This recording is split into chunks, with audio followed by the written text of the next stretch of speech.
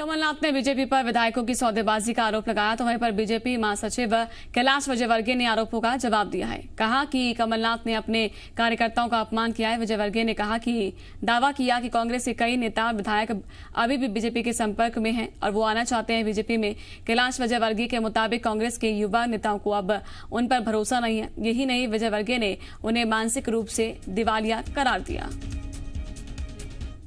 इतने अच्छे शब्द हैं, आप अच्छे शब्द का प्रयोग करो ना। अच्छे शब्द के प्रयोग से भी विपक्ष की आप बुराई कर सकते हो, क्रिटिसाइज कर सकते हो। तो शब्दों की दरिद्रता क्यों लाते हैं? तो इसलिए जब मानसिक रूप से कमलनाथ जी के पास बहुत सारी संपत्ति है, करोड़ों रुपया है, पर मानसिक रूप से दरिद्र है। जब मानसिक रूप से दरिद्र होता है व्यक्ति, तो फिर शब्दों की दरिद्रता सामने आती है। तो सुना आपने क्या कुछ कहते हुए नजर आए यहाँ पर कैलाश विजयवर्गीय। लेकिन सवाल ये उठता है कि क्या अभी भी कोई ऐसे हैं कांग्रेस में या फिर बीजेपी में जो कि बीजेपी में जाना चाहते हैं कांग्रेस से, या फिर कांग्रेस से बीजेपी में जाना चाहते हैं। देखिए, चुनाव का दौर है और ऐसे में एक तरफ दोनों ही पार्टीज अपनी अपनी जीत का दावा कर रही हैं। दोनों ही पार्टीज जो है अपने अपने दावों में आगे बढ़ती हुई नजर आ रही है। चुनावी बयानबाजी सामने आ रही है। ये एक माहौल को बनाने की कोशिश दोनों पार्टीज की ओर से की जा रही है कि इससे ये बताया जा सके कि पार्टी के संपर्क में दूसरी पार्टी का कोई नेता है तो इससे हमारा वोट बैंक और ज्यादा मजबूत हो जाएगा। क्या ये कोशिश की जा रही है? लोगों को बरगलाने की कोशिश की जा रही है, उनको गुमराह करने की कोशिश की जा रही है, या वाकई में अभी भी कोई ऐसे नेता हैं जो कि बीजेपी के संपर्क में है या फिर कांग्रेस के संपर्क में है? हालांकि इस पर कुछ भी कहना उचित ज्यादा होगा नहीं, क्योंकि सिर्फ और सिर्फ बयान अभी सामने आए हैं। इस पर ज्यादा जानकारी देने के लिए विवेक हमारे साथ जुड़ चुके हैं, जी मीडिया संवाददाता। विवेक, आप जरा बताएं, ये जो बयान आ रहे हैं दोनों तरफ से, इसको क्या मायने निकाले जाएं? एक तरफ कमलनाथ ये कह रहे हैं कि उनके संपर्क में बीजेपी के कुछ लोग हैं, इधर कैलाश विजयवर्गीय कह रहे हैं कि बीजेपी के संपर्क में कांग्रेस के कुछ लोग हैं जो आना चाहते हैं।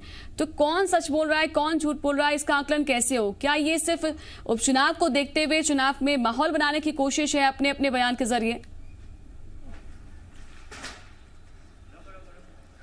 देखिए, जब ऐसे बयान दिए जाते हैं तो उसका अर्थ यही होता है कि अपने कार्यकर्ताओं को एकजुट करें, कार्यकर्ताओं को रोक कर रखें, कार्यकर्ताओं से काम जब निकलवाना हो राजनीतिक पार्टियों को तो नेता ऐसे बयान देते रहते हैं जी। पिछले दिनों जब 26वां विधायक कांग्रेस का भारतीय जनता पार्टी में शामिल हुआ तो इससे कहीं ना कहीं कांग्रेस के कार्यकर्ताओं का मनोबल जरूर कम हुआ और इसलिए आज कमलनाथ को ये कहना पड़ रहा है कि बीजेपी के कई नेता उनके संपर्क में हैं, लेकिन वो सौदे वाली राजनीति नहीं करेंगे।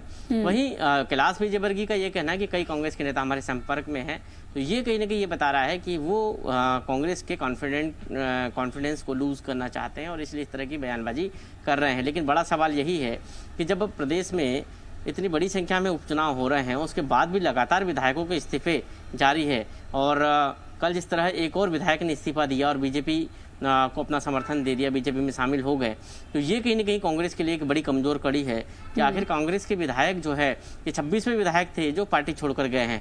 ऐसी स्थिति में 1.5 से 2 साल के अंदर ऐसा क्या हुआ कि लगातार कांग्रेस के विधायकों को पार्टी से मोहभंग होकर उनका जो है दूसरी पार्टी में जाना, बीजेपी में जाना और यहाँ तक कि सरकार गिर जाना, आखिर ऐसा क्या हो रहा पार्टी में? तो इसमें जो है कहीं ना कहीं कार्यकर्ताओं में एक जोश और उत्साह भरने के लिए चुनाव के एन वक्त पहले जो है इस तरह की बयानबाजी होते रहती है, राजनेताओं की ऐसी बयानबाजी होती रहती है और यही कारण है कि आज कमलनाथ ने जब कहा तो फिर कैलाश विजयवर्गीय को भी उस पर पलटवार करना पड़ा।